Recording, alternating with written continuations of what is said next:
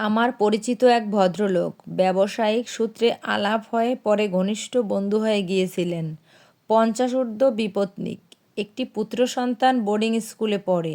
এক সন্ধ্যায় তিনি আমার বাড়িতে এসে হাজির। একটা বিয়ের কার্ড এগিয়ে দিয়ে বললেন তিনি বিয়ে করছেন। তারিখ আর অনুষ্ঠানের স্থান বলে দিলেন। আমি তাকে অভিনন্দন জানিয়ে পাত্রী সম্বন্ধে বিশদ জানতে চাইলাম। তিনি মুচকি হেসে বললেন, বিয়ের পরে কথা হবে, আজ বড় তাড়া আছে। নির্দিষ্ট তারিখে সেখানে অনুষ্ঠানে গেলাম। খাওয়া শেষে নববধূকে দেখলাম, যথেষ্ট সুন্দরী। বয়স বড়জোর 25 হবে। বন্ধুর তুলনায় বয়স বেশ কম মনে হলো। পরে আরও জানলাম নববধূর একটি পা নেই। আমি এবার বুঝলাম বিয়ে কিভাবে হলো। দায়মুক্তির বিবাহ। বিয়ের মাসখানেক পর তিনি ব্যবসায়িক কাজে আমার অফিসে এলেন। কাজের শেষে নিজেই তার বিয়ের কথা তুললেন। আমি এখানে বাকি আলাপ তার নিজের জবানিতে দিচ্ছি। আমার স্ত্রী গত হয়েছেন 12 বছর আগে। শিশু সন্তানকে নিয়ে আমি একা হয়ে পড়লাম। অনেকেই বারবার আমাকে পুনরায় বিয়ে করার তাগিদ দিয়েছিলেন। আমি পুত্রের মুখ চেয়ে রাজি হইনি, তবে শারীরিক চাহিদার কারণে মাঝে মাঝে বারবনিতার সঙ্গ নিতাম। আমার এক বিশ্বস্ত লোক আমাকে নির্দিষ্ট কিছু বাড়িতে নিয়ে যেত, যেখানে গেলে বোঝাই যেত না সেখানে দেহ ব্যবসা হয়। কয়েকটি মেয়ে থাকতো, তাদের মধ্যে থেকে একজনকে বেছে নিয়ে সময় কাটিয়ে ফিরে আসতাম। এমনই করে বছর 3 কাটানোর পর আমার বিশ্বস্ত লোকটি জানালো যে সে একটি নতুন ঠিকানা পেয়েছে, সেখানে কিছু নতুন মেয়ের সন্ধান পেয়েছে। এক সন্ধ্যায় আমি গেলাম তার সাথে। এক অভিজাত এলাকায় বাড়িটি। যে ঘরে নিয়ে গেল সেখানে 60টি মেয়ে কয়েকটি সোফায় বসে নিজেদের মধ্যে আলাপ করছিল। অদূরে আরেকটি মেয়ে দুটি বাচ্চাকে সঙ্গ দিচ্ছিল। সেই মেয়েটির বেশভূষা অন্য মেয়েদের তুলনায় যথেষ্ট মার্জিত। আমি সবাইকে দেখলাম। দেখে আমি পাশের ঘরে চলে গেলাম। সেখানে একটি লোক এসে দাঁড়ালো।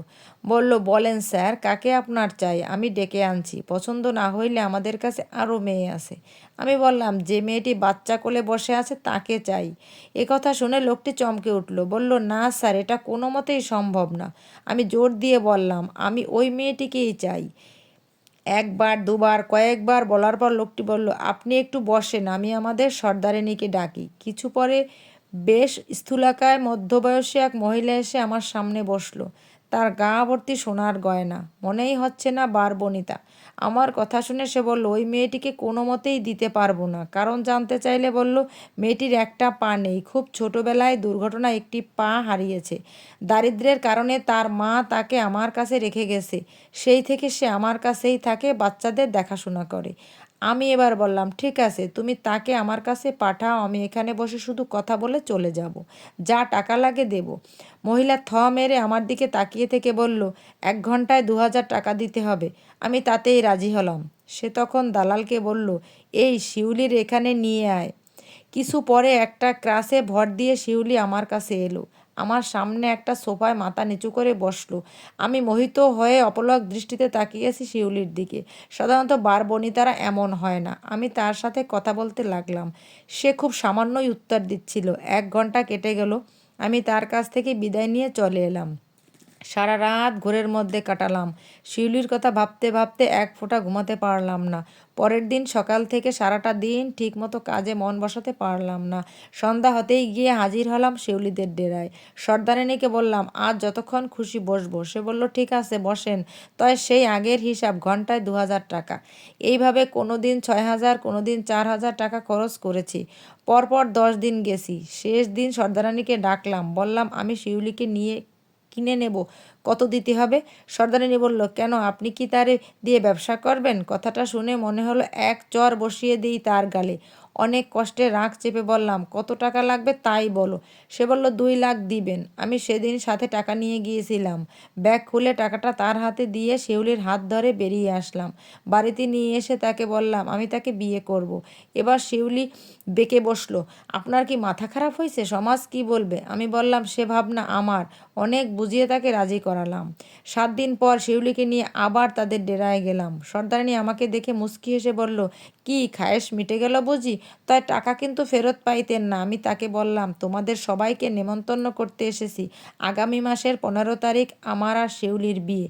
একথা শুনে সারা বাড়ির হুল্লোড় শুরু হয়ে গেল। মেয়েগুলি বলল, আমরা সবাই মিলে কনের গায়ে হলুদ দিব, বিয়ের কনে সাজাবো। আমি বললাম, আমার পেল্লার 3টে ঘর তোমাদের ছেড়ে দেব, তোমরা যেদিন থেকে খুশি এসো। সব শুনে সর্দারিনী মুচকি হাসলো। সব কিছু করলো মেয়েগুলোই, আমার কিছু করতে হয়নি। আমি যখন যেমন টাকা চেয়েছে তখন তাই দিয়েছি। বিয়ের দিন সন্ধ্যায় তারা সবাই সেজেগুজে শিউলির চারিদিক ঘিরে গান করতে লাগলো। এমন সময় সর্দারিনী এসে হাজির।